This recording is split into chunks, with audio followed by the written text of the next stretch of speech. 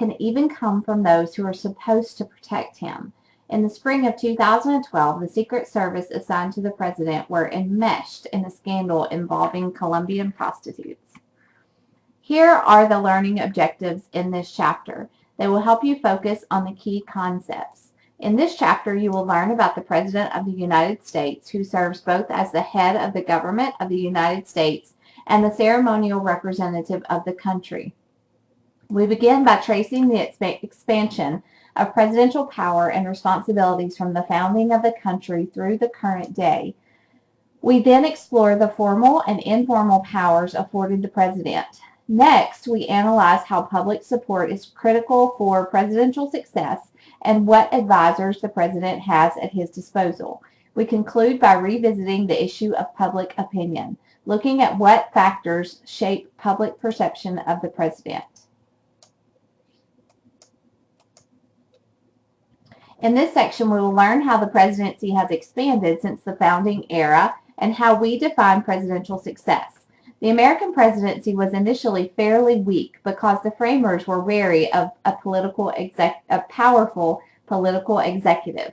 But a few early presidents, among them Washington, Jefferson, Jackson, and Lincoln, established important precedents in presidential power.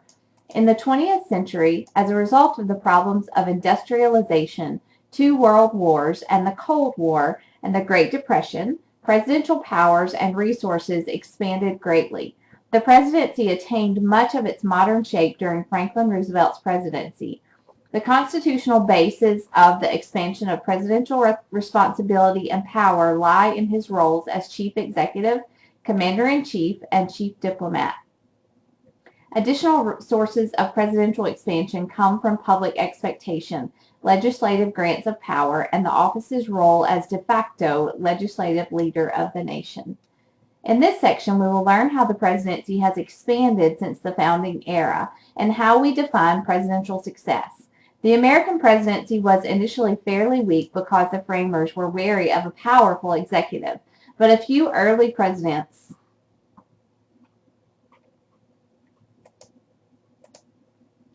As we see in this photo taken at Ground Zero, President Obama, First Lady Michelle Obama, along with Bush, are marking the terrorist attack on 9/11 with a memorial service. The leadership of presidents during times of national crisis is crucial for the nation. It is a very visible role. We begin by learning how the presidency was founded by the framers. When the framers met in Philadelphia in 1787 to define the office of the presidency, they were attempting to strike a very delicate balance. They needed a stronger executive than had been provided by the Articles of Confederation, yet they feared the tyranny of another king. One proposal they considered was the Virginia Plan, which would have created an executive council instead of vesting executive power in one individual. Council members would have served a single 7-year term and have little power except to veto acts of Congress, although Congress could override that veto. The power to check Congress with the veto was the one executive power on which the delegates could agree. Eventually, they decided on an individual executive rather than an executive council and turned to the question of how he should be chosen. Direct election by the people was not seriously considered. Can you figure out why? Some delegates thought that Congress should choose the president, but that idea was rejected as making the president beholden to Congress rather than serving as a check or balance upon it. In the end, the framers created the Electoral College, a system whereby electors in each state would vote for the president, insulating selection from the public, and the House of Representatives would intervene in the case of a tie. Since all states eventually allowed their citizens to choose the electors, and the electors were bound to vote for the candidate who won the popular vote in that state, the Electoral College does not today exactly fulfill the role envisioned for it by the framers, although it does play a critical role in shaping presidential electoral politics. Let's take a look at this table to see what powers are actually granted to the president. These are called enumerated powers, and they're given in Article 2 of the Constitution. The president has the power to pardon convicted and accused criminals and to implement federal laws. The President is also designated Commander-in-Chief of the nation's armed forces, and he holds the executive power, the meaning of which is still debatable.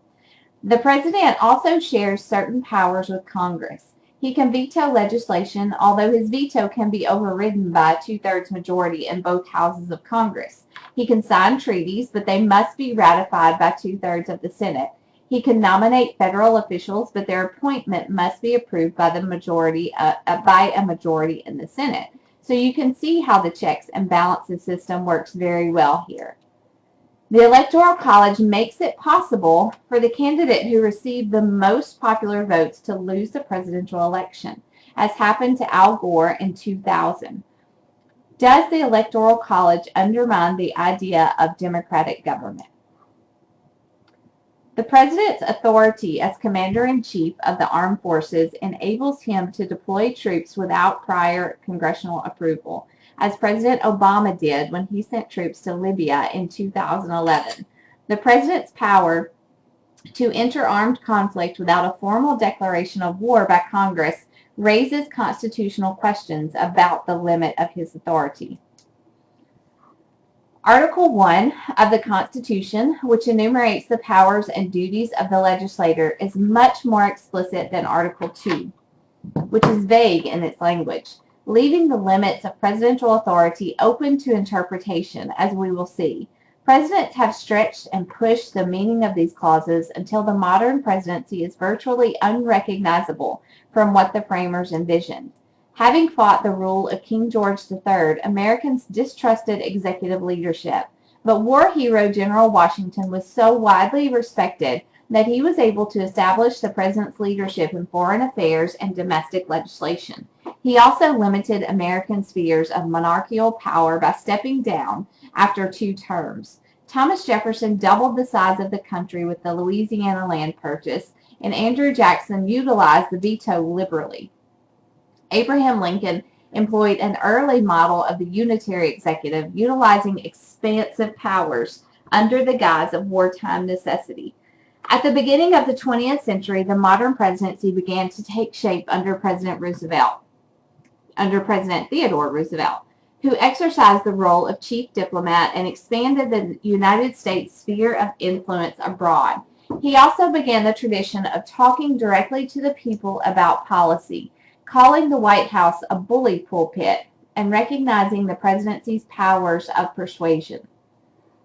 During the Great Depression of the 1930s, Americans looked to their president for relief, and Franklin Roosevelt delivered. He took the role of the president as policy leader to a new level with his New Deal legislation.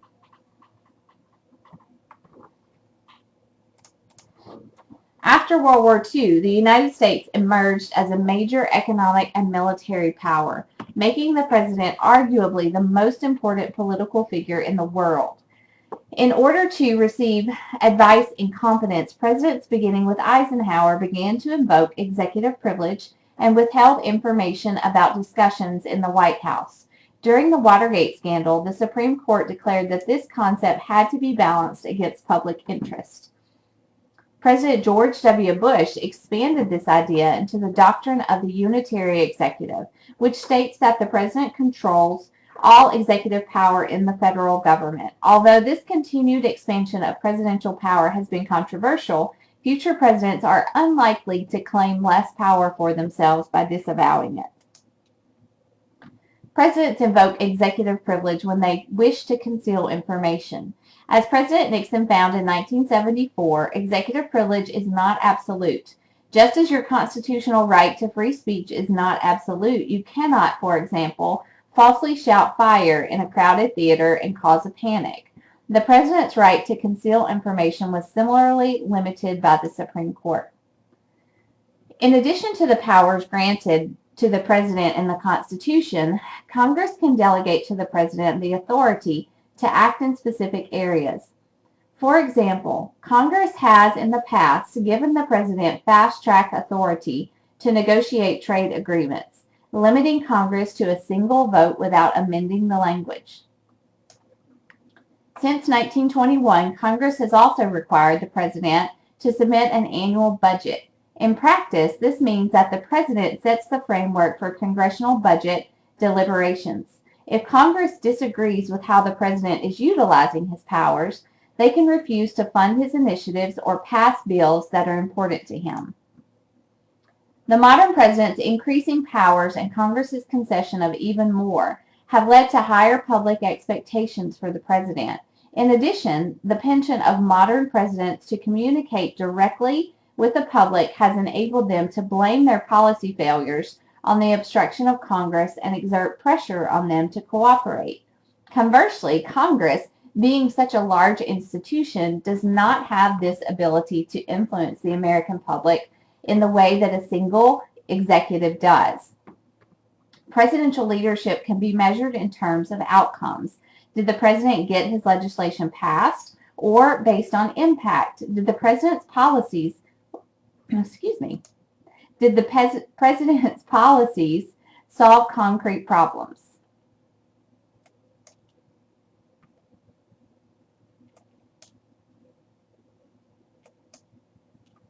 The office of president is unique in that it is the only elected office with a national constituency.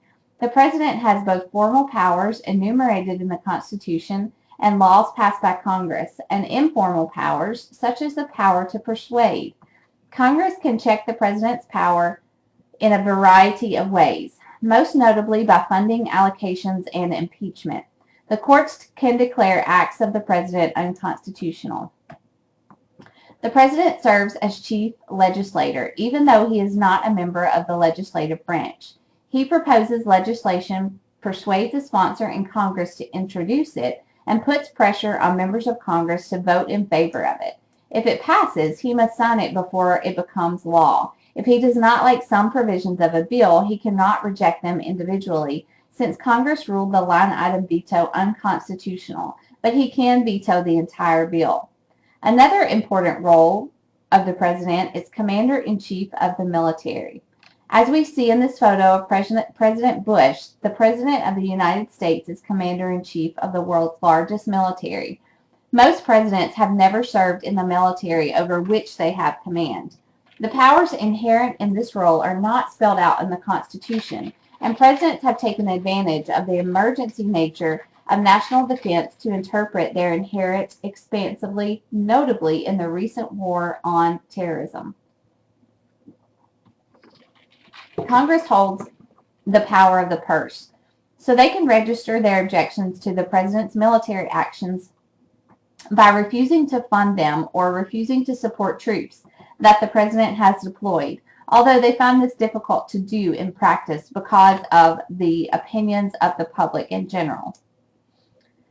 Another example of inherent powers is the executive agreement. Although treaties require Senate ratification, presidents can enter into executive agreements with foreign powers on their own. Similarly, executive orders are policies issued by the president that apply to the federal bureaucracy and carry the force of the law. Compared to other countries, the U.S.'s president's powers fall into the middle of the range. Executive orders carry the force of law, why might presidents choose to issue an executive order rather than attempt to get a bill passed through both houses of Congress? Because of the time it takes to get a bill passed through Congress, as we will talk about in a later module. Let's look at some of the examples of executive orders. Bush's executive order in 2002 allowed faith-based organizations to compete for federal funding. He sidestepped a debate over the issue of whether federal funding for those organizations was constitutional or not. In order to get policies that they favor passed or avoid passage of policies that they would want to veto, presidents wheel and deal with members of Congress. They can promise funding for a member's project or appeal directly to the member's constituents. For example, presidents can only sign or veto legislation passed by Congress. They cannot change it. But it is the duty of the executive to see that the laws are faithfully executed, and presidents have begun to issue signing statements when they sign legislation, commenting on the law and their interpretation of it in an effort to persuade bureaucrats who will implement the law to act in accordance with the signing statement. It is debatable whether signing statements have an effect because all presidents direct federal agencies to vigorously enforce some pieces of legislation and not others based on their ideology and political priorities. Congress has several powers that enable them to check the president's power. They can sit on bills that the Congress would like passed, as well as refuse to vote on the president's nominees for federal appointments. A major source of power for Congress is withholding funding for presidential initiatives. Their biggest weapon is impeachment. If a president is deemed to have committed a grave offense or broken the law, he can be put on trial in the Senate and removed from office. The courts can check the president by declaring his acts unconstitutional. That is, they can exceed his constitutional authority, which, as we have learned, is flexible and subject to interpretation. President Clinton was the second U.S. president to be impeached by Congress. The first was Andrew Johnson in 1868. President Nixon resigned in the face of certain impeachment. Does Congress, in your opinion, take the power to impeach lightly or as a grave responsibility? Have impeachments historically been used for serious offenses or as a method of punishing a political enemy, or both?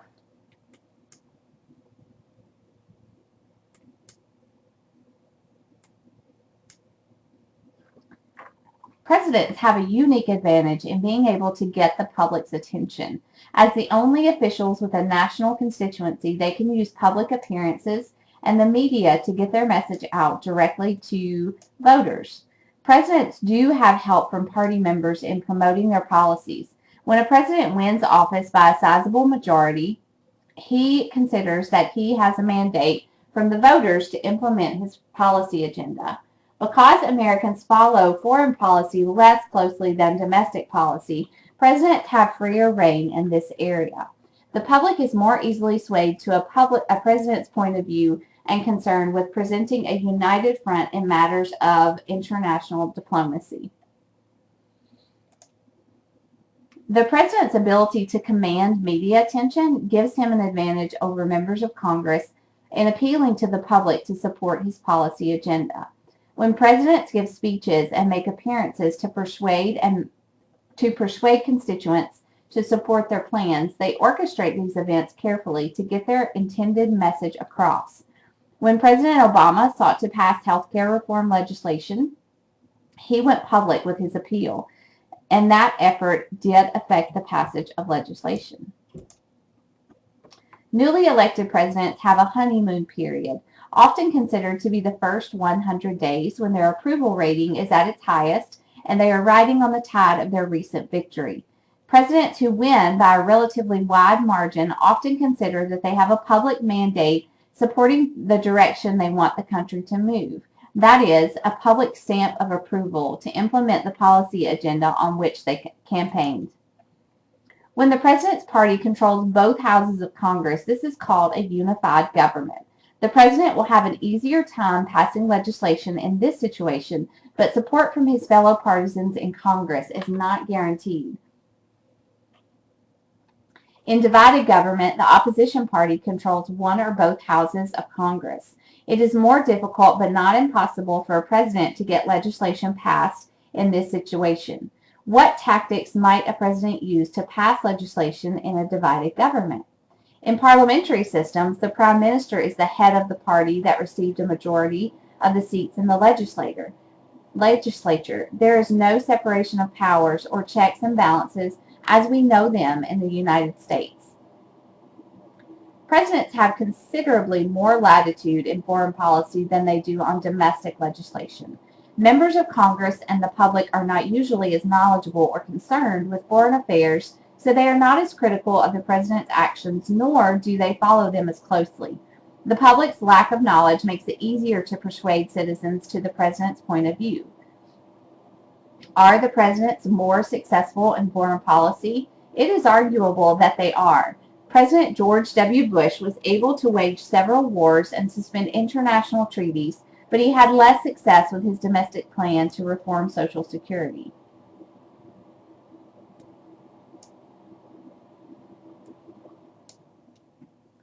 The President has many advisors and officials at his command to assist him in carrying out his duties, including his cabinet, the Executive Office of the President, and the White House staff, who each play distinct advisory and policy implementation roles. When he takes office, the President appoints new heads to most federal agencies. He chooses people that he trusts to give him sound advice and implement policies according to his priorities.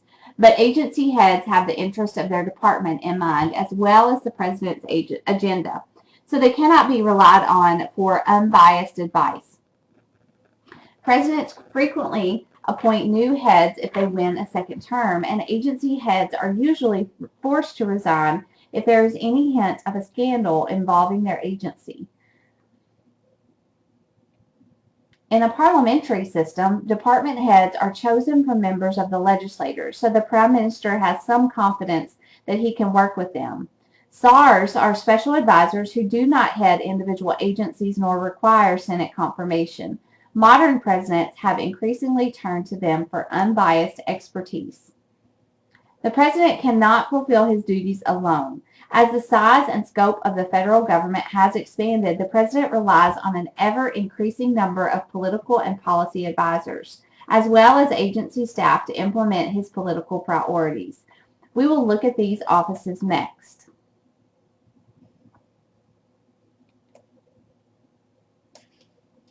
The officials in the EOP act in an advisory capacity to the President, formulating policy suggestions without the baggage of also administering agency programs.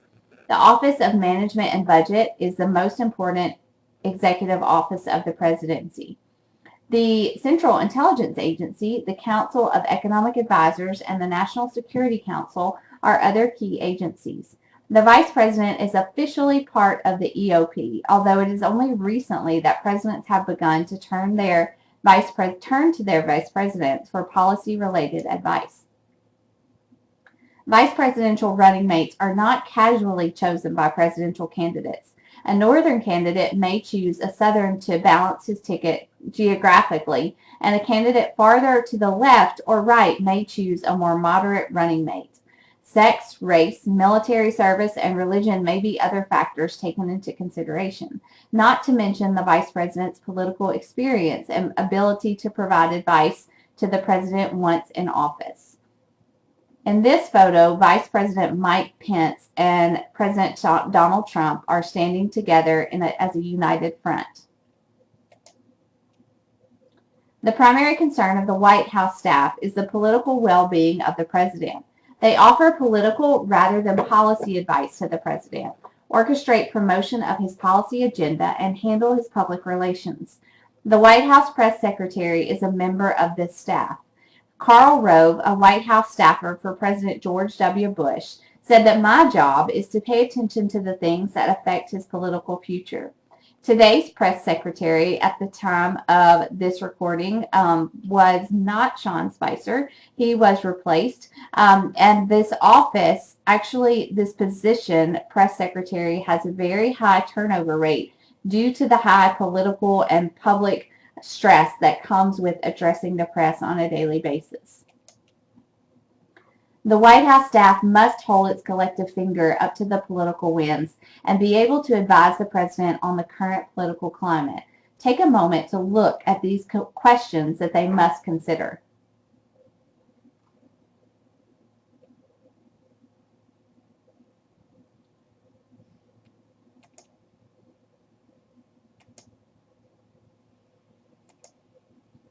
A president's performance is assessed based upon his approval ratings. Presidents usually start out with a relatively high approval rating that declines as their term advances. Support is usually highest from members of the president's party, but presidents can gain and lose support from independents and opposition party members based on their leadership skills and how they handle crises. Members of a president's party are clearly more likely to share his ideology and policy goals, but opposition party members may be willing to give a newly elected president a chance. How a president weathers the storms that occur under his watch determine his level of support at re-election time. In order to win a second term, a president must retain strong partisan support as well as support from political independents. Most modern presidents see their approval ratings decline as their terms progress. They usually leave office with much lower approval ratings than when they were elected. Reagan and Clinton are two exceptions. Both saw their approval ratings go up in their second terms.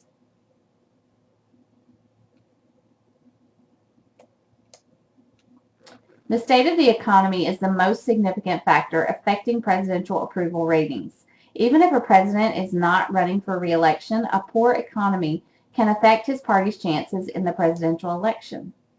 Newly elected presidents enjoy a honeymoon period when public support is usually at its peak for their term of office. They are not blamed for their predecessors' mistakes, nor have they had time to make mistakes of their own. Rally events are major international events that temporarily boost a president's approval rating. The killing of Osama bin Laden created a brief spike in approval for President Obama, despite the state of the economy. The economy is the main predictor of presidential approval. Scandals tend to depress approval ratings, but there are exceptions. Think about President Clinton and the Monica Lewinsky scandal, which occurred during a strong economy and was not viewed as a serious scandal by some of his partisans. We have focused on approval ratings because they have become so important to the success of a president. So what can make a president's rating fall? Presidents are usually blamed when the economy